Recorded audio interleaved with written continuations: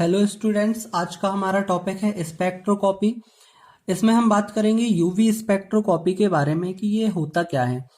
जब किसी यौगिक के द्वारा विद्युत चुम्बकीय स्पेक्ट्रम की परावैंगनी क्षेत्र या दृश्य क्षेत्र के कुछ भाग का अवशोषण किया जाता है, उसे ही यूवी स्पेक्ट्रोकॉपी कहते हैं। यह एक प्रकार का अवशोषण स्पेक्ट्रोमेकी है। आइए हम इसे समझते हैं।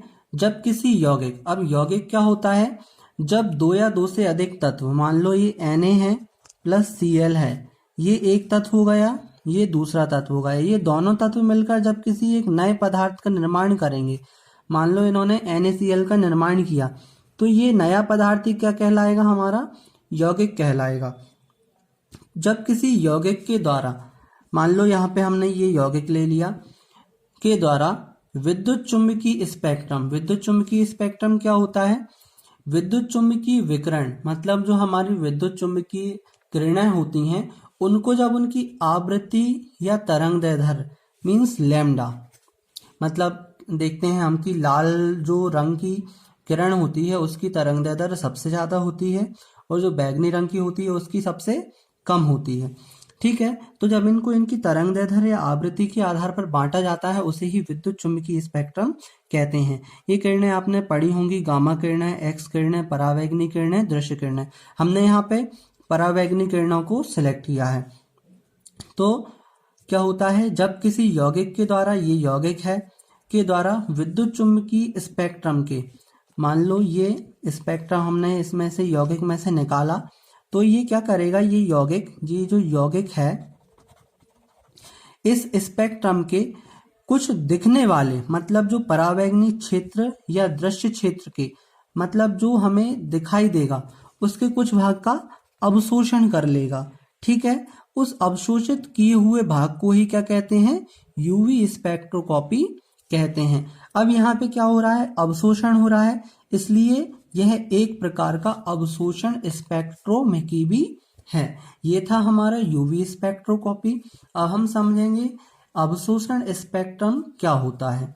जब किसी श्वेत प्रकाश को, मान लो कि यहाँ पे एक श्वेत प्रकाश दिया है, ये आपका श्वेत प्रकाश हो गया, इसको किसी यौगिक में से होकर प्रवाहित किया जाता है तो स्पेक्ट्रम में काली रेखाएं दिखाई देती हैं, क्योंकि जब इसे CHO, कार्बन, हाइड्रोजन, ऑक्सीजन यौगिक के विलयन में से प्रवाहित किया जाता है तो कुछ विकिरण अवशोषित होती हैं या हो जाती हैं।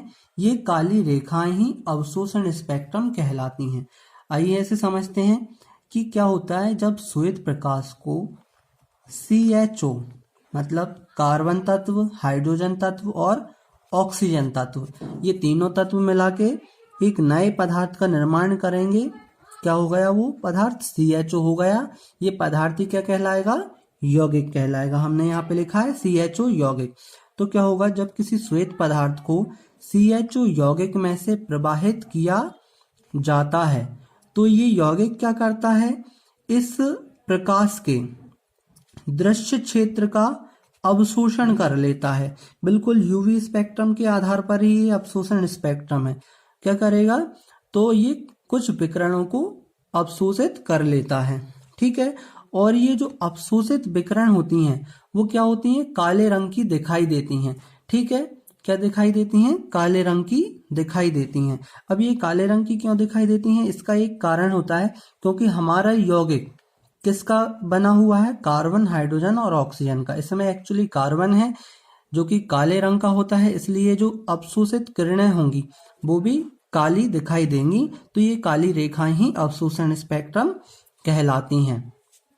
ठीक है, अब हम बात पढ़ेंगे यौगिक के बारे में। ये हम पहले पढ़ चुके हैं, लेकिन दो या दो से अधिक तत्व मिलकर, देखिए यहाँ पे हमने दो तत्व लिए थे, Na और Cl, यहाँ पे हमने दो से अधिक तत्व लिए हैं, कार्बन तत्व, हाइड्रोजन तत्व और ऑक्सीजन तत्व।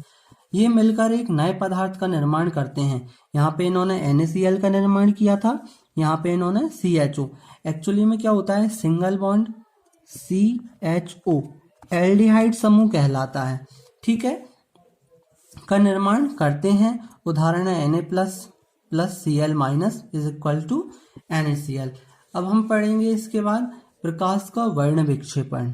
जब किसी श्वेत प्रकाश को किसी प्रिज्म में से गुजारा जाता है तो ये क्या होता है, जो प्रिज्म होता है इस श्वेत प्रकाश को उसके 7 रंगों में विभक्त कर देता है। इसे ही श्वेत प्रकाश का वर्ण विक्षेपण कहते हैं।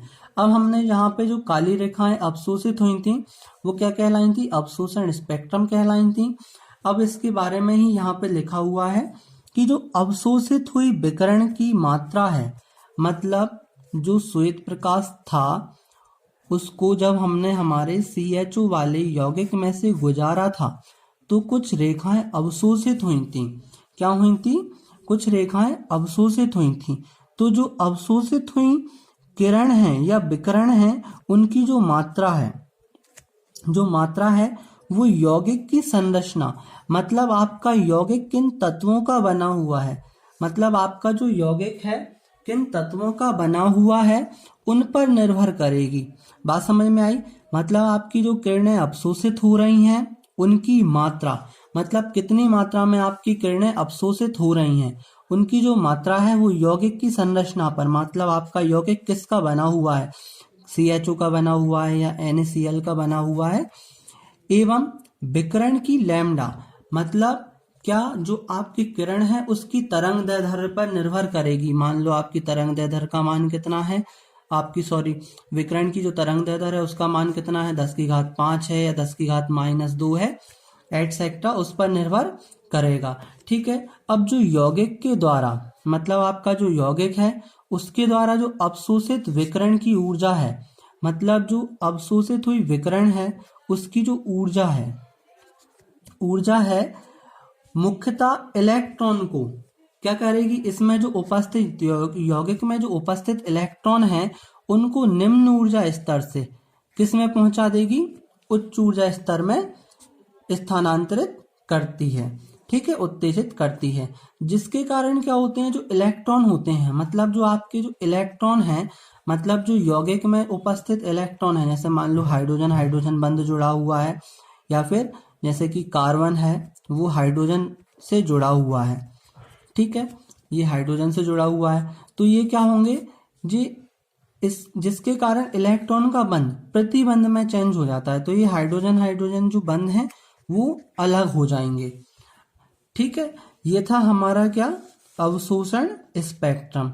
और इससे पहले हमने समझा था यूवी स्पेक्ट्रोमिकी और यूवी स्पेक्ट्रोस्कोपी, एक ही बात होती है वो। ये था हमारा पूरा टॉपिक। आई होप आपको अच्छा लगा होगा। Thank you.